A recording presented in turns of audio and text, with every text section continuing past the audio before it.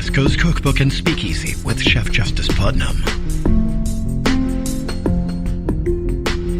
Netrootsradio.com.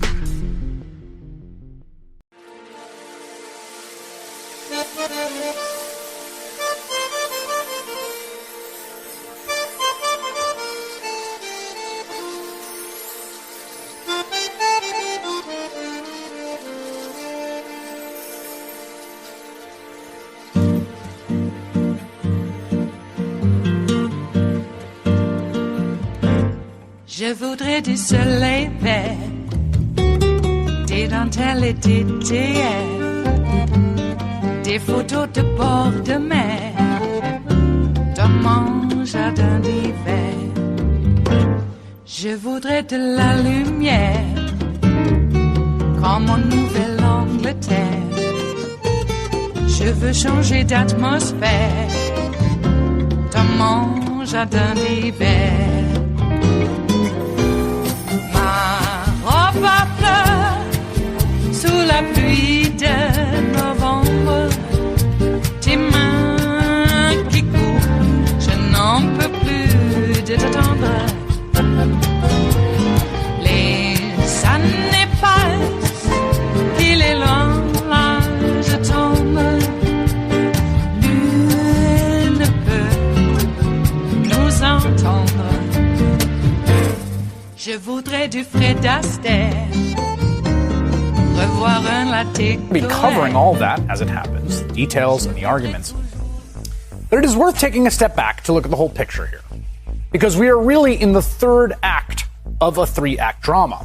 One that started when Donald Trump first ran for president in 2016. He won the Electoral College, he won the presidency, while losing the popular vote by nearly 3 million votes. And in that election, he was the beneficiary of not one, but two criminal conspiracies to tilt the playing field in his favor. First, directed by Trump himself, according to court documents and his then fixer Michael Cohen, the conspiracy to pay hush money to a porn star to hide his extramarital affair from the public right before the election. Second conspiracy, Russian interference in the election in his favor. The degree to which he was enmeshed in remains to this day somewhat unclear, but he certainly, beyond dispute, welcomed and solicited. Soon after the 2016 election, Democrats and Republicans, the House and the Senate, and the Justice Department set about investigating that Russian interference, in part to get to the bottom of what happened. But it all underlined the fundamental point of issue here, which is that Donald Trump is just not a person who believes in free and fair elections. To his core, Donald Trump is a cheater and believes in cheating. And it's one thing to cheat at golf and marriage, as we know he does, but it's another thing altogether to cheat at democracy. Because cheating at democracy means destroying democracy. Donald Trump is a person who manifestly cheats and wants to cheat. That was the core of the story of the Russian interference, that he and his campaign, his son, welcomed and exploited. The results of the 2016 election, which again were very narrow, 70,000 votes tipping across 3 states, you have a different outcome. They were, for obvious reasons, forever colored by the fact that Trump cheated. He defied the basic ground rules of free and fair elections. Now, fast forward to Act 2, the first impeachment of Donald Trump. We had to go through that one because it had become clear that Trump was trying to cheat again in the next election. He was caught red-handed attempting to essentially rerun his successful play of 2016, this time by using his power as a head of state to withhold foreign aid from Ukraine in exchange for acts that would, once again, essentially tilt the playing field against his opponent. Likely opponent, Joe Biden. Now, the argument Republicans made at that time was, well, it's only 9 months until the election. If you don't like Donald Trump, don't impeach him, then vote him out then. I would say, let the voters decide. I mean, let the voters decide this stuff. The voters are voting, and it is up to the voters to decide. It's better to let the people decide. The answer is an election, not an impeachment. Ah, yes, an election, the voters. We love the voters. Let the voters decide. We should take our cues from the voters. What do the voters want? Now, Democrats like Adam Schiff, lead impeachment manager last time around, argued that wouldn't work. Precisely because we can't trust it will be a free and fair election with this man in office. He's guilty as sin, but why not let the voters clean up this mess? And here, to answer that question, we must look at the history of this presidency and to the character of this president, or lack of character, and ask, can we be confident that he will not continue to try to cheat in that very election? Can we be confident that Americans and not foreign powers will get to decide, and that the president will shun any further foreign interference in our democratic affairs? And the short, plain, sad, incontestable answer is no, you can't. You can't trust this president to do the right thing, not for 1 minute, not for one election, not for the sake of our country. You just can't. He will not change, and you know it. And then we know what happened next. We did get that election. The Republicans acquitted Donald Trump. Voters, though, took the Republicans' advice. They voted Donald Trump out, fair and square. Joe Biden beat Donald Trump with a sizable electoral college majority and a big margin, 7 million votes, 3.5 percentage points. And so then what does Trump do? He refuses to accept the results. He seditiously plots to overturn them. He pursues every possible avenue in attempting to overturn the will of the people, culminating in a deadly attack on the Capitol designed to violently stop the transfer of power. At which point it was clear to Democrats that another impeachment was unavoidable, because this was an unacceptable frontal assault on democracy. And what do Republicans say then? Well, it's too late now. His term's almost over. Last year it was, don't impeach him, there's an election coming, let the voters decide. And the voters decided, and he tried to overturn the voters, along with the help of men like Ted Cruz and Josh Hawley. And it became, well, don't impeach, we just had an election. Now it's just, well, he's already gone. I mean, it's too late now. We can't do anything. In all three cases, the issue has always been the same. Fundamentally, this man does not believe in democracy, and increasingly the party that follows him does not either. Trump is opposed to them. He takes actions in opposition to them. He is a walking, talking, no longer tweeting existential threat to the republic. Hiding behind process arguments is pure cowardice and abdication of duty. If Republicans want to defend the president's conduct, then by all means try to defend it, but they won't. And they largely can't, because it's indefensible. And it has been all along. It is Tuesday, the 9th of February of 2021, and you are in West Coast Cookbook and Speakeasy. I am your chef de cuisine, Justice Putnam.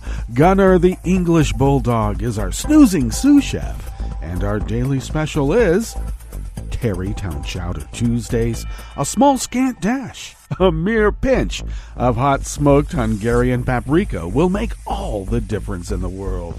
Hey, let's put some of that stuff on today's impeachment trial. It's a debate on the constitutionality of holding, a seditious insurgent president to account. You got to hold them to account, but they have to, debate the constitutionality of that. Yeah. I don't know why they have to debate it. It seems rather obvious. It's cut and dried right there. It's right there for everybody to see. But, we've been gaslit for quite a while, and we really don't know what the truth is anymore. So let's hash it out, okay? And then after we're done hashing it out, we'll just let them continue doing what they've been doing all along. And that's pretty much destroying America. Pretty darn close. You know, they tried back in the 1860s. They really tried hard. And somehow we let them back in the fold. I would think that if you have an impeachment trial and the senators are the jurors, those senators that were part of the insurrection should not really be a juror. You would think that that would be, common sense. But since the Senate is supposed to be the greatest deliberative body in the world, in the history of the world, they deliberate what they want, since they're so great.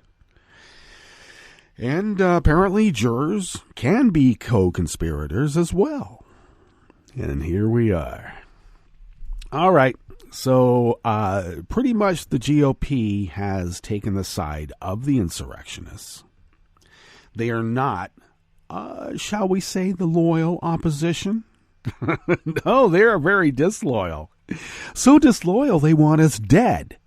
And then they want to criminalize your complaint about not wanting to be dead. Okay. Well, as Jason Miller said, look, if you didn't want to have your neck chopped off, you shouldn't have put it out there for us to chop it off. Okay, Jason, that's not really what he said, but that's sort of what he said. Speaking about Raffensperger, of course. He said that Raffensperger didn't want calls telling him to overturn the election illegally. He should never have been Secretary of State. Wow. Is that how Jason Miller speaks to the women that he doesn't pay his child support to? Huh? I guess that's how it is. But that is what is arrayed against us. And they seem to be winning, even though there's really not very many of them. But they're really loud, and they've got guns, and they're not afraid to show them. Yeah, I love these southern governors and attorney generals saying, yeah, our people need guns now more than ever. Why? So you can have a civil war and shoot people? What are you talking about? You're not protecting yourself from the government. You want to overthrow the government. And they want everybody to have guns. No training required. And they can be loaded. And you can hide them too. So that when someone doesn't fulfill the obligation of living in polite society, you, with the gun, can determine what polite conversation is. Actually, those with the guns have always determined what polite conversation is. And if fences make good neighbors, guns will make dead neighbors too. And they have. It's historically the case. But we don't care about history. We're just going to keep doing the same thing over and over and over like it's going to be different. So I guess that means we're crazy. I know that's not the right term, but I'm using it anyway. All right. So we got 4 hours, 6 hours of debate whether impeachment is constitutional for a guy who incited a mob of insurrectionists to storm the Capitol and kill police and themselves, looking for electeds to kill, namely Pelosi and Pence. They had built a gallows for Pence. And we're supposed to, what did Mike Lee from Utah say this morning? Trump deserves a mulligan. What? He's always taking mulligans. His whole strategy of playing golf is to cheat. So now you're telling us that he should be allowed to cheat at government too? Come on. I know we can't do this comparison of well, what if Obama? What if Hillary had done any of these things? Yeah, well, we already know that. We don't need to debate that. That is settled law. Man. And that's because the South, the slave South, has determined that anti-slavers are not able to govern. They're not qualified to govern, so it will be nullified every step of the way. Why was Reconstruction destroyed? Yeah, because blacks were running for office and winning. South didn't like that. So they put up barriers that exist today. The Electoral College was filibustered by 3 Southern senators, getting rid. Not the filibuster. The Electoral College was about ready to be thrown out. Stopped, but 3 Southern senators filibustered, and 34 of their ilk determined, we're just going to keep the Electoral College here because how else are we going to stay in power? I mean, there's all these anti-slavers out there, and everybody knows that they're not capable of governing. Look at them. They want everybody to be able to vote. Can't have that.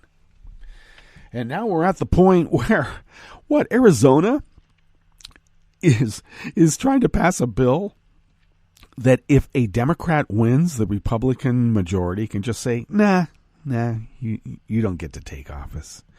Your election doesn't count. They can just determine that after people have voted because they don't believe in voting. And that was the whole point at the top about how fundamentally the GOP and Trump do not believe in democracy. From gerrymandering to voter suppression to just the elimination of the Voting Rights Act, they do not believe in democracy. They do not believe that government works, so they sabotage government every step of the way. The storming of the Capitol is supposed to be an example of how government doesn't work because we weren't able to stop them. Oh, I know they're all went out, they being the GOP, went out on the Sunday shows and said, oh, well, it was Pelosi's fault that the National Guard wasn't called right away. Not Trump. Trump had nothing to do with that. Yeah, he did. I mean, all you have to do is look what happened in the months leading up to the insurrection. Might I even add years of preparation for the thing? Trump didn't accept the 2016 election. He put out a voting commission to prove that the popular vote was fake, that he really won the popular vote. They had to dismantle that commission because they couldn't find anything. What they did find was pretty much Trump voters cheating. And that's all we've been able to find in terms of voter fraud. But that's enough for them to destroy America and democracy. Or democracy and America. Which comes first? Chicken and egg question, huh? Anyway, they figure if they're doing it, we must be doing it worse because they're the good people. And if the good people are doing a bad thing, the bad people must be doing it worse. And that is how policy is set in stone. And that is how it is that 40 years of propaganda, misogynist propaganda against Hillary Clinton specifically. And now we have Alexandria Ocasio-Cortez taking up the mantle because she's young. I mean, she's what, 29, 30 or so? Somewhere around there. So she's got quite a few years left, 40 more years. That only makes her 70. That's pretty young. Well, for me, that seems young now, since I'm not too far from it in relative terms. So, they've got another Goldstein to flog. Because Hillary apparently isn't playing. Okay, so it's pretty much settled that we're not going to convict Trump in this impeachment. His crimes will be sanctified. And those who died will be martyrs. And the cops who died were killed by Antifa, not by the Trump mob. We're already getting another big lie that everything we saw on January 6th was not what we saw.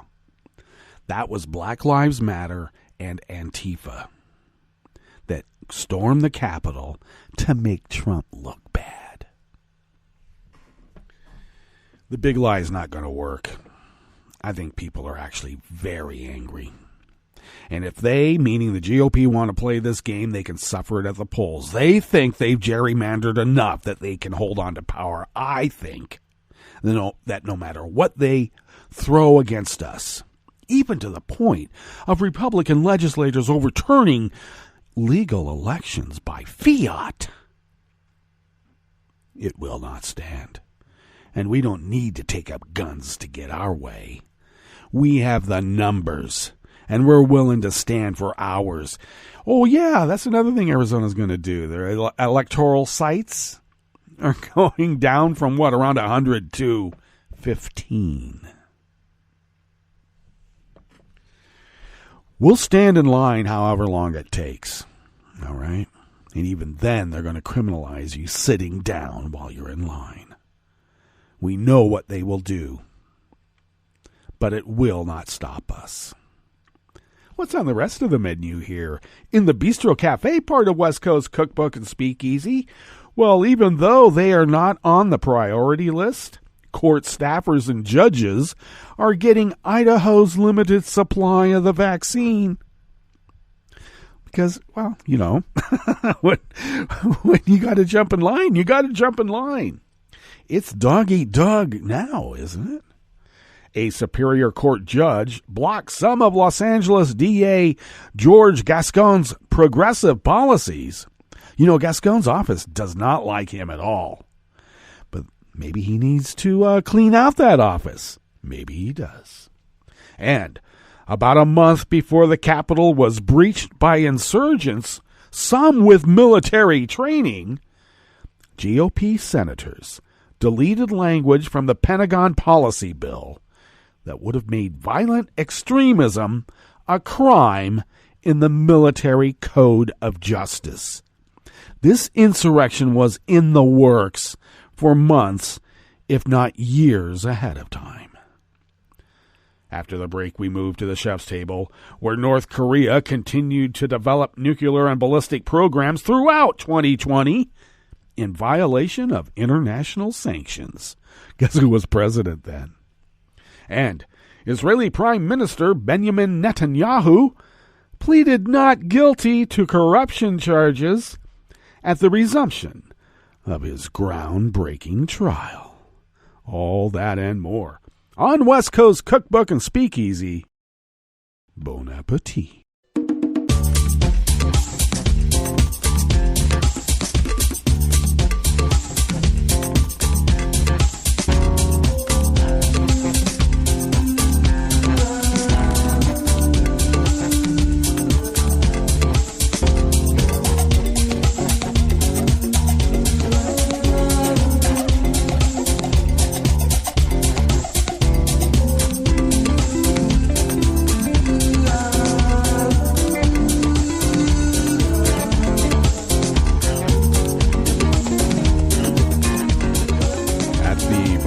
Homepage at netrootsradio.com. To the right of the page is our chat room link, and the chat room is monitored by Kelly Lincoln. Thank you, Kelly. To the left of the chat room link, near the bottom of our homepage at netrootsradio.com, is the link to our Patreon page. And if you could become a recurring Patreon of Netroots Radio, and possibly, hey, how about sending us the equivalent of what it would cost you to buy an espresso-type coffee drink when you could back in the day with impunity? If you could send those funds our way once a month, we stretch those dollars, we pay our bills, we fly under the radar, and we continue resistance broadcasting as we've been doing for almost 10 years now. And why is it still resistance? And why was it resistance then?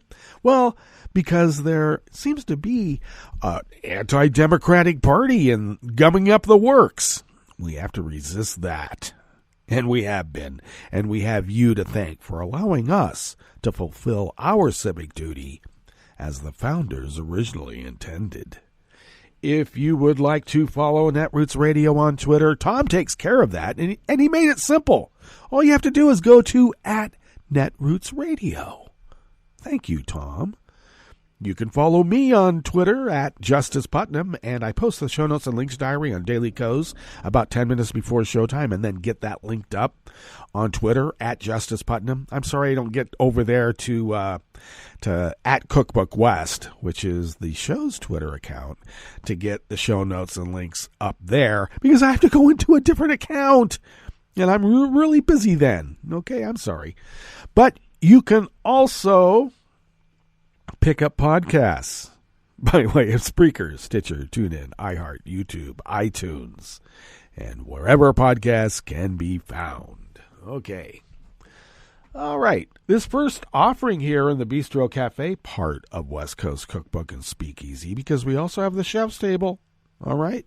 We got a little amuse-bouche. Little amuse-bouche is sort of redundant, but hey, it's there for you when we get to it. Rebecca Boone of the Associated Press brings us this first offering. A number of state and federal judges and court staffers are getting some of Idaho's limited doses of coronavirus vaccine, even though they are not on the state's priority list, jumping ahead of older people who are supposed to be at the front of the line. You notice who's the first to always break the rules and then whine that liberals trying to cancel them? Yeah, you know who. They don't call them repugs for nothing. We're going to jump in line. Who cares about Granny?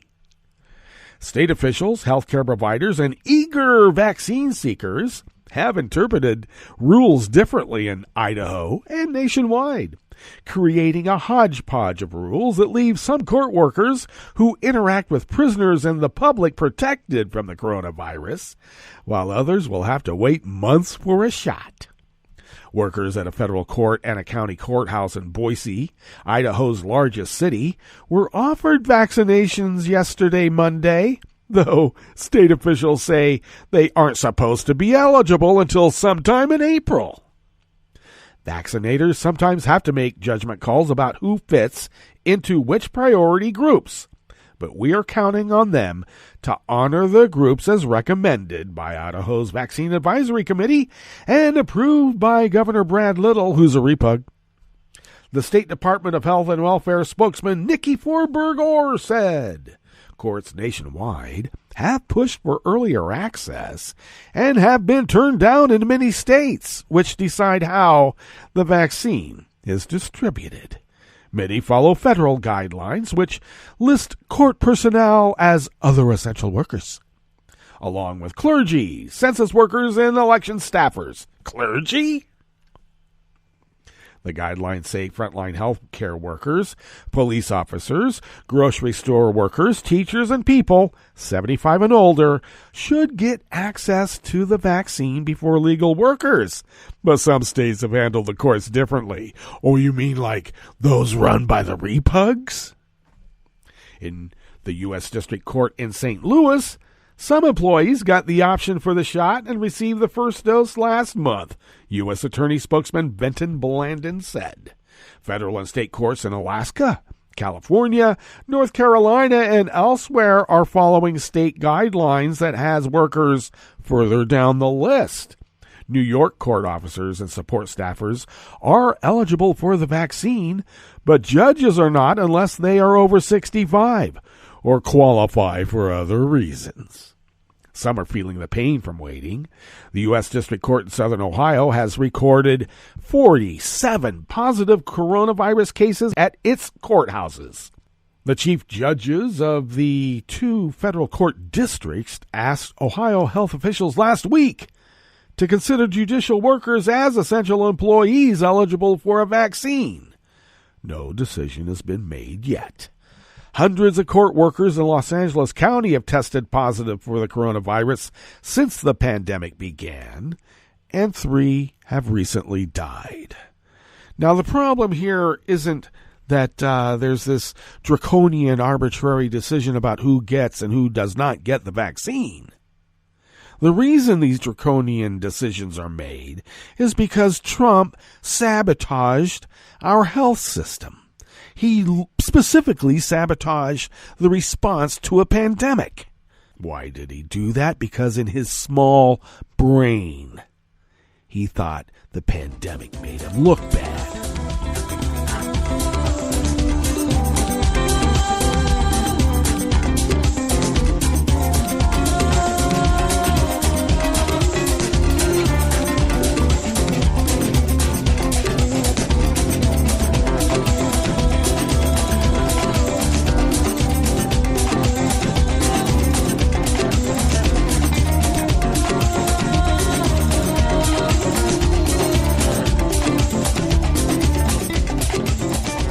Final offering here in the Bistro Cafe of West Coast Cookbook and Speakeasy Tarrytown Chowder Tuesdays is by John M. Donnelly of the Congressional Quarterly Roll Call by way of the Stars and Stripes news service.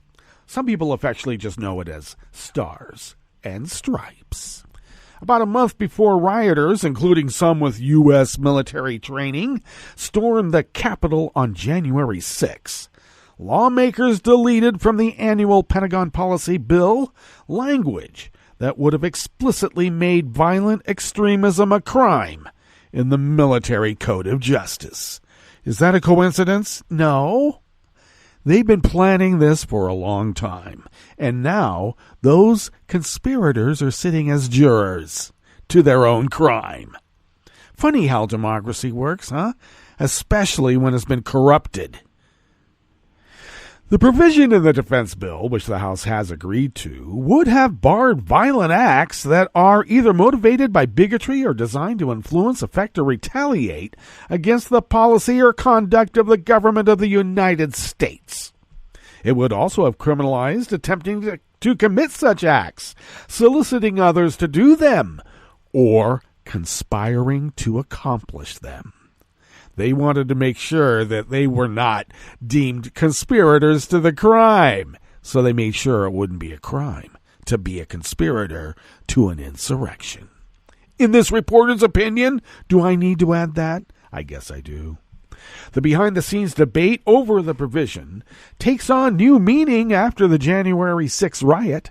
But even when the bill was being written, many on Capitol Hill were worried about dozens of cases in recent years of service members who had ties to white supremacist groups committing acts of violence. A 2020 Military Times survey showed that 1/3 of military personnel had seen signs of extremism in their units. And I should add, it was reported here at West Coast Cookbook and Speakeasy. Defense Secretary Lloyd J. Austin III has now made violent extremism in the ranks a prime focus, and he announced last week that each military branch would pause activities sometime in the next 60 days to take stock of the problem. I might add that Squeaky Berbert's all upset because she calls it a litmus test. You're going to give a litmus test to see if there's any white supremacy in our ranks? That's bad. No, it isn't, lady. It's exactly what we need, and it's exactly why you're not going to be in office much longer. California Democrat Jackie Speier, a senior member of the U.S. House Armed Services Committee, wrote the provision to create a new section of military law. Speier said senators negotiating the final measure tore out her provision to avoid a veto by Donald Trump, even though Acting Defense Secretary Christopher Miller quietly announced in December that the Pentagon favored creating the new military law. Now, why would Trump specifically tear out language or veto a bill because it specifically had language that would make white supremacist violent extremism committed against the United States a crime? Why would he veto a bill that had that in it? The conference report itself, oddly enough, contains language practically endorsing it, and Trump went on to veto the measure anyway over language that would have required the military to change the names of military bases named for Confederate generals, a veto that Congress overrode. The Senate eliminated it from the final National Defense Authorization Agreement, claiming they were trying to avoid a veto by Trump, but that's where Mitch McConnell resides as the Grim Reaper, residing over the part of our democracy where democracy goes to die.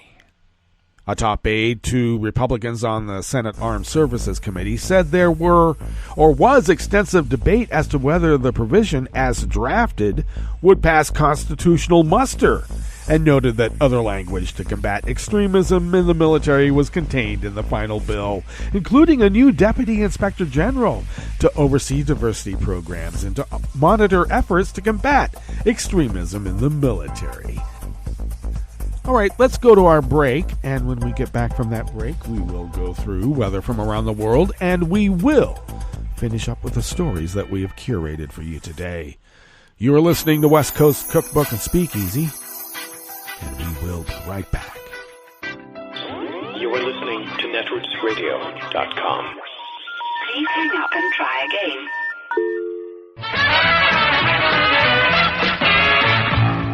From a point at sea to the circles of your mind, a new force is at work for planetary transformation. New radio for a new Earth.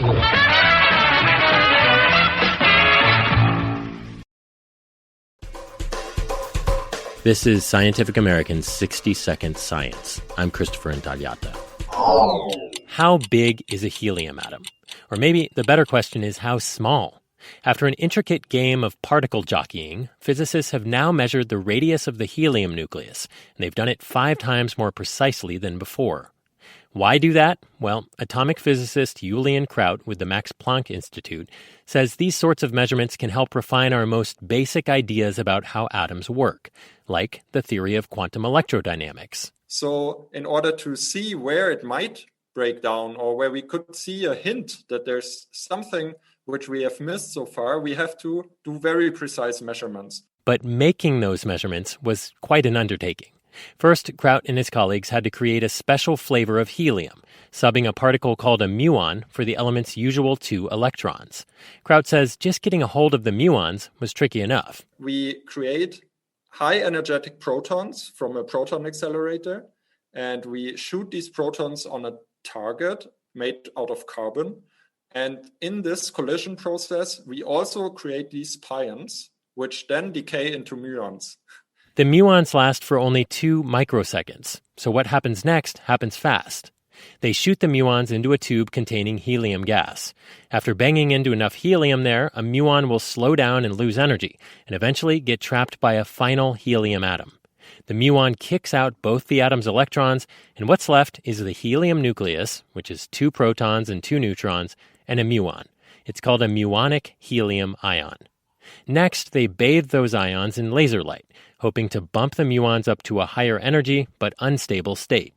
Catherine Klaus, an atomic physicist and science writer, compares that process to cleaning up a messy desk. So this would be like if the atom were my desk, it would be like I have food all over my desk because I, eat lunch at my desk. That's a somewhat stable state because her desk often has leftovers on it, she says. If I were to clean it, I would be putting it into an unstable state because I can't keep it clean for very long. So I'd be that's the equivalent of shining the laser light onto this atom as I'm taking it from a food messy state and putting it into a clean state.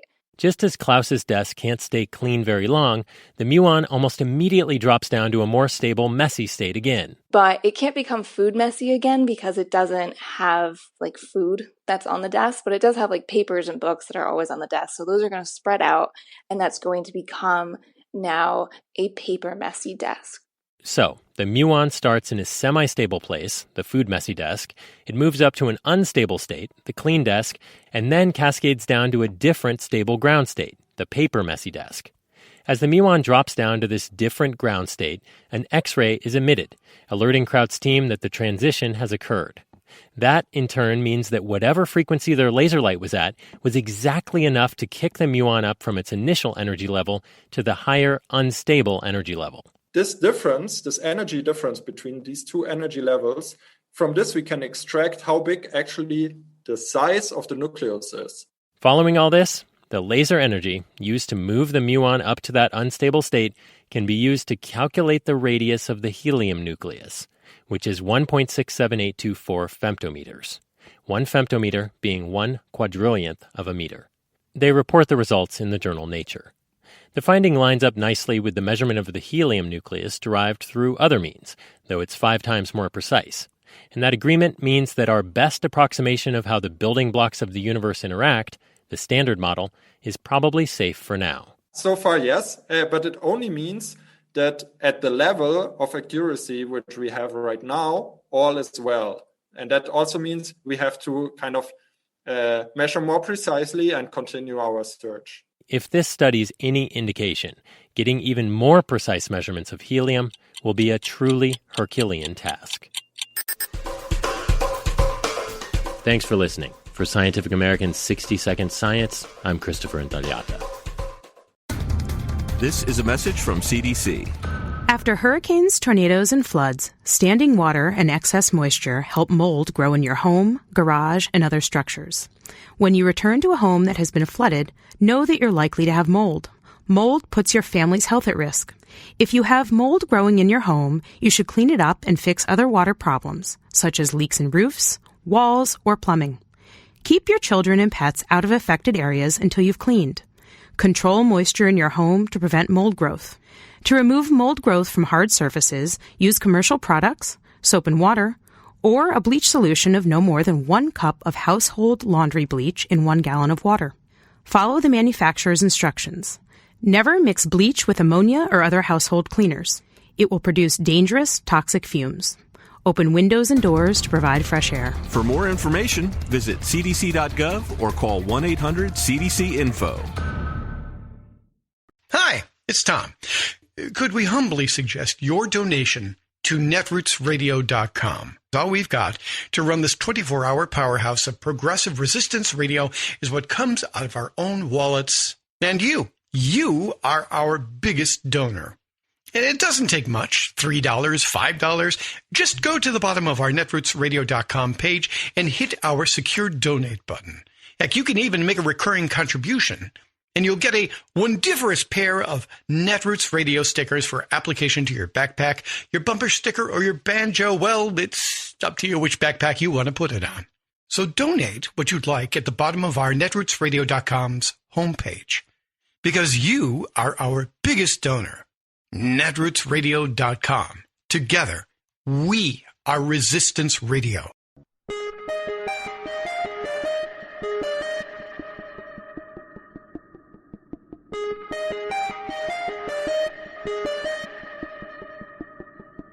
Can you be arrested for flipping a cop the bird? Listen up. This matters. I'm Louis Black, and this is the Civil Liberties Minute with ACLU attorney Bill Newman. On February 9th, 2018, Vermont State Trooper Jay Riggins stopped a motorist, St. Albans, Vermont resident Gregory Bombard, because the trooper thought the motorist had flipped him the bird. But Bombard denied giving him a middle finger salute. So after haranguing and interrogating the motorist, the trooper let him go, at which point Bombard really did give him the middle finger, in response to which the trooper really did pull the motorist over again and arrest him for disorderly conduct, a charge eventually thrown out of court. In February 2021, the Vermont affiliate of the ACLU sued the trooper for violating Bombard's constitutional rights to free expression and to not be subjected to an unreasonable search and seizure, the stopping of his car. Flipping off a cop may be rude, but cops can't arrest you for allegedly hurting their feelings. Well, actually they can, but they shouldn't, because courts throughout the country have consistently held that any reasonable officer would know that a person who raises her or his middle finger engages in First Amendment protected speech, or as Vermont ACLU attorney Jay Diaz explained, Vermonters who want to protest the actions of police through words or gestures have a constitutionally protected right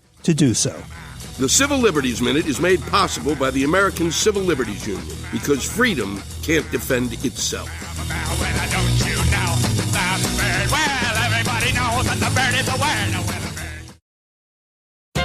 The renowned Western swing band leader Bob Wills would joyously call out in mid-song, "Take it away, Leon," bringing on a crowd-pleasing instrumental solo by steel guitar maestro Leon McAuliffe.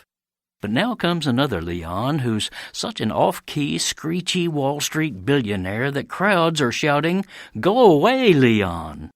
He is hedge fund huckster Leon Cooperman, who first gained public notoriety when he compared Barack Obama's election to Hitler's rise to power, and he later was dubbed Crybaby Cooperman after he got all teary-eyed during a TV interview in which he decried the vilification of billionaires.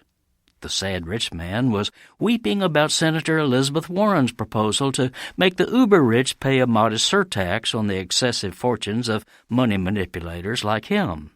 For a while, Leon did go away.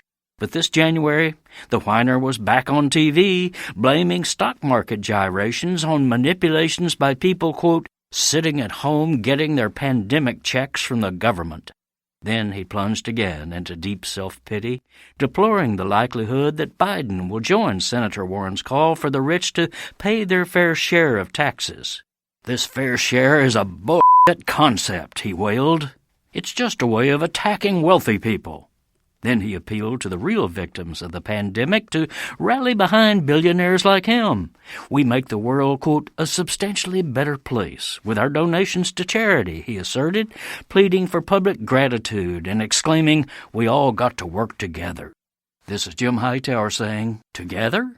While working class and poor people have been knocked down, cut off, and stomped on in the past year, America's 651 billionaires, including Cooperman, have collectively jacked up their wealth by $1 trillion, an average of $1.5 billion each." If you'd like more of Jim Hightower's real populism, check out the Hightower Lowdown. Jim's monthly newsletter gives you the real lowdown on which corporations, by name, are doing what to the middle class, our environment, and our democracy.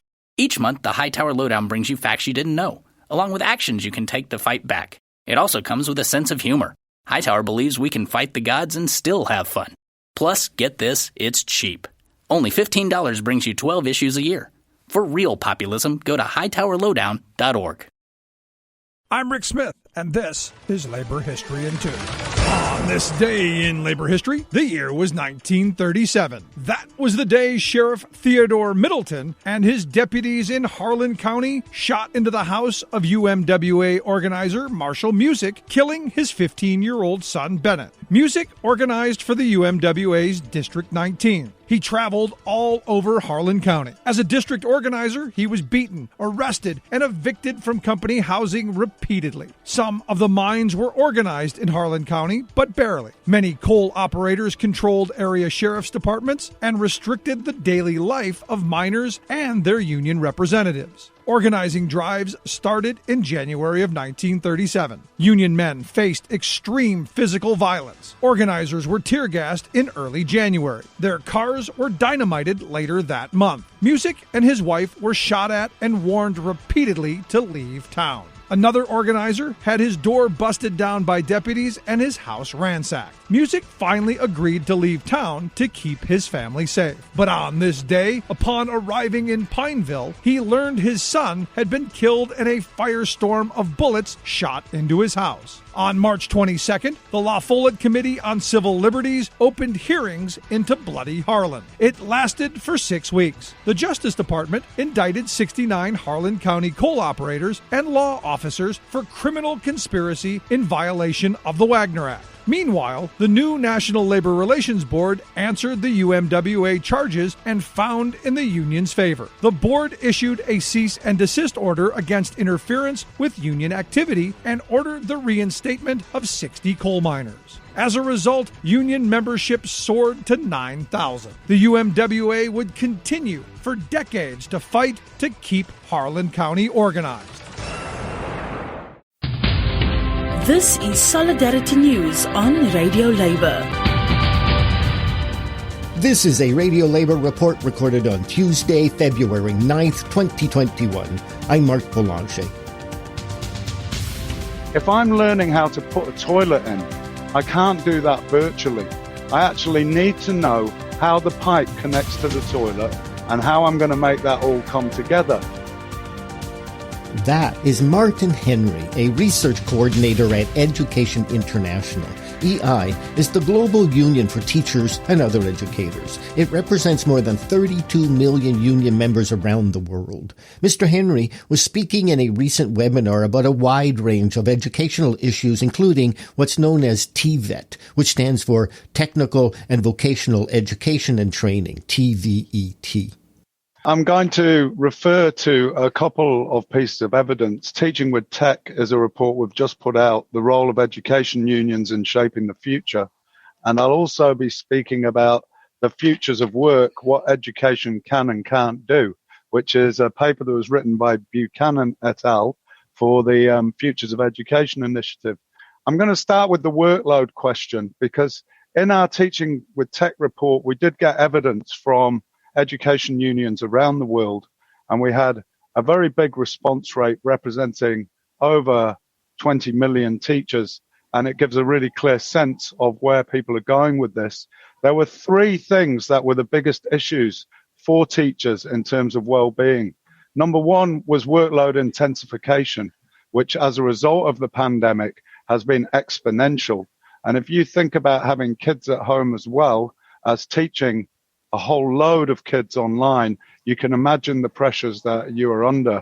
I've been a teacher most of my career, and I was lucky enough to miss the pandemic because it must have been a very challenging and difficult time. And we have a lot of evidence from many countries that that's the case.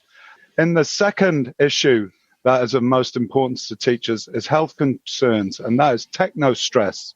And while digital platforms and digital learning give opportunities, they also develop digital fatigue and give digital pain, as well as providing different ways of working. So teachers are telling us clearly that that's the case.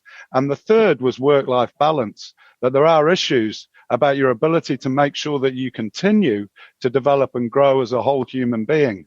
And the human-centered future that the ILO have been very clear about in their Future of Work Commission, whose report I suggest you all read if you haven't read it already, is a very strong piece of work. And it gives us a sense of where things are going in terms of the future of work, because the future of work is absolutely critical to all of us, that we're responding and responsive. Now, where I would sort of part ways is on that public-private partnership issue. We believe that the government has a responsibility to provide platforms. I do think there are places where teachers can helpfully and successfully work with private providers, particularly small ones, we find. And if you look at what education can and can't do, they're quite critical of Google and what Google do around their Google University and what have you. And the other thing that I would critique is digital badges or things that are being presented as learning, which aren't certified by qualified teachers and don't lead to coherent pathways. Because I think one thing we must do as we work through the situation around TVET closed down and TVET opening up again is that we must be coherent in our response. If we put atomized and piecemeal responses on the table, we're not going to get the right solutions. And I just refer you to one image which is always stays in my mind, is if I'm learning how to put a toilet in, I can't do that virtually. I actually need to know how the pipe connects to the toilet and how I'm going to make that all come together. There is one other thing I have to mention, and being the workers' representative, if I didn't, I wouldn't be supporting my colleagues very well, is the whole importance of stable job contracts and job stability. And that's it. International labor news you can use. You can find our features and daily newscasts at radiolabor.net. I'm Mark Boulanger. Thank you for listening. And remember, it's all about global solidarity.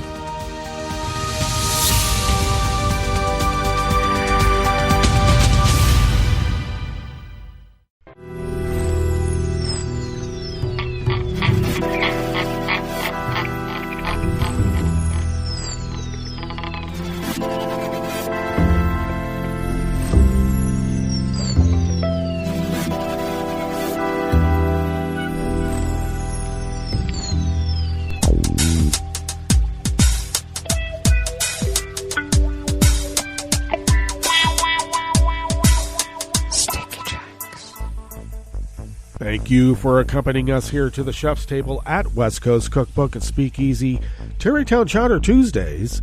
We always begin weather from around the world along the banks of the Rogue River in the Rogue River Valley of Southern Oregon, on the west coast of the continental United States of America, where it is currently 34 degrees Fahrenheit with considerable fog, which will turn into considerable cloudiness later on, with highs in the upper 40s to low 50s.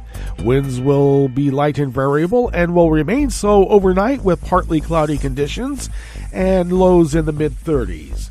Partly cloudy skies tomorrow with highs in the mid-50s. Oh my God. But the nights are going to be down once again into the mid-30s, and we're looking for considerable rain coming in late Wednesday, so we'll see how that transpires. Looks like the nights might be cold enough to create snow, but the snow forecast has, gone away, so we'll see if that comes back. Confirmed cases of coronavirus in Jackson County in the southern part of Oregon are now at 7,742 with 105 confirmed deceased. Pollen is rated as none right outside the window here in Rogue River proper. The air quality index for the region is in the good range at 35 parts per million, and the daytime UV index remains low at that wintertime 2. Barometric pressure is falling at 30.07 inches. Visibility is down to 3/4 of a mile, and relative humidity is at 89%. Weather from around the world is brought to you by a crowd of crowdsourced weather stations that are crowdsources from around the world. London is 32 degrees with snow.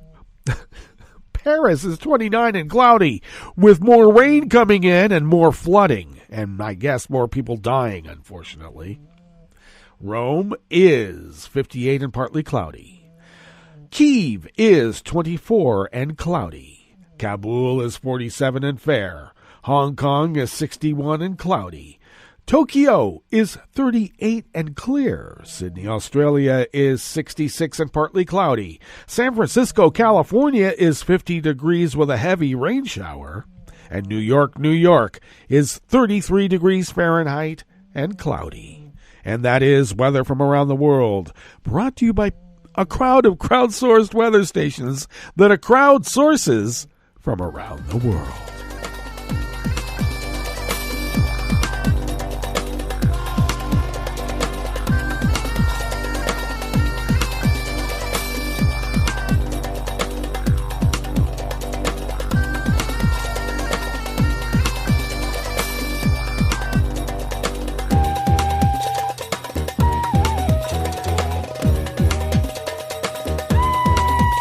Michelle Nichols of Reuters brings us this first amuse-bouche here at the chef's table at West Coast Cookbook and Speakeasy Tarrytown Chowder Tuesdays. North Korea maintained and developed its nuclear and ballistic missile programs throughout 2020 in violation of international sanctions, helping fund them with some $300 million stolen through cyber hacks, according to a confidential UN report seen by Reuters yesterday, Monday. The report by independent sanctions monitors said Pyongyang produced fissile material, maintained nuclear facilities, and upgraded its ballistic missile infrastructure while continuing to seek material and technology for those programs from abroad. A State Department spokesperson said on Monday the administration planned a new approach to North Korea, including a full review with allies on ongoing pressure options and the potential for any future diplomacy.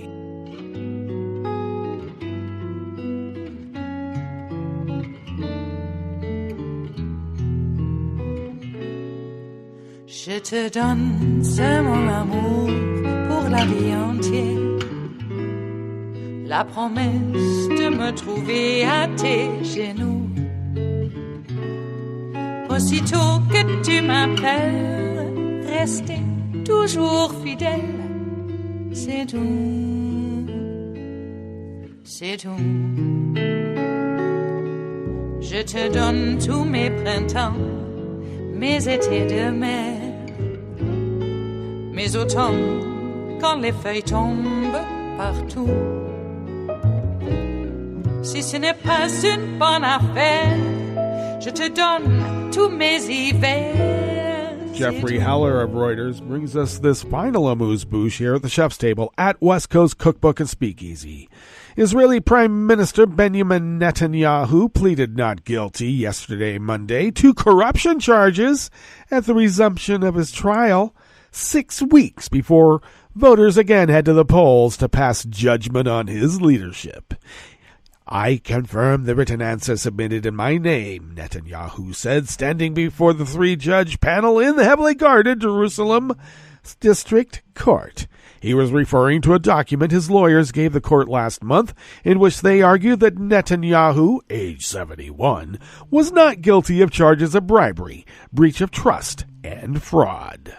Netanyahu was indicted in 2019 in long-running cases involving gifts from millionaire friends and for allegedly seeking regulatory favors for media tycoons in return for favorable coverage. On entering the courtroom, Netanyahu sat in a corner with his lawyers, his back to cameras. The session itself was not broadcast, but reporters could monitor a closed-circuit feed elsewhere in the building. His quick departure from the court building seemed aimed at showing the public that he would not allow the trial to interfere with government business as Israel begins to emerge from a month-long coronavirus lockdown. Well, good luck, Betty.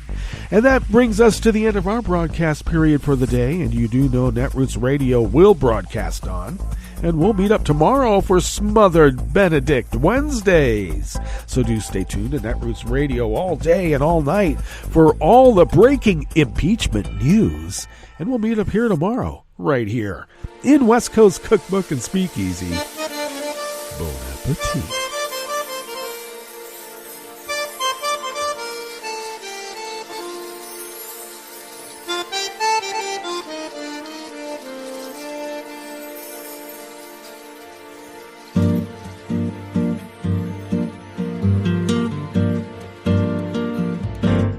Je voudrais du soleil vert, des dentelles et des théières, des photos de bord de mer, dans mon jardin d'hiver. Je voudrais de la lumière, comme en Nouvelle-Angleterre. Je veux changer d'atmosphère, dans mon jardin d'hiver. Ma fleur sous la pluie de novembre, tes mains qui courent, je n'en peux plus de t'attendre. Les années passent, qu'il est loin, là je tombe. Nul ne peut nous entendre. Je voudrais du Fred Astaire, revoir un latte Goël. Je voudrais toujours te plaire dans mon jardin d'hiver. Je veux déjeuner par terre, comme au long de golfe clair, t'embrasser les yeux ouverts dans mon jardin d'hiver.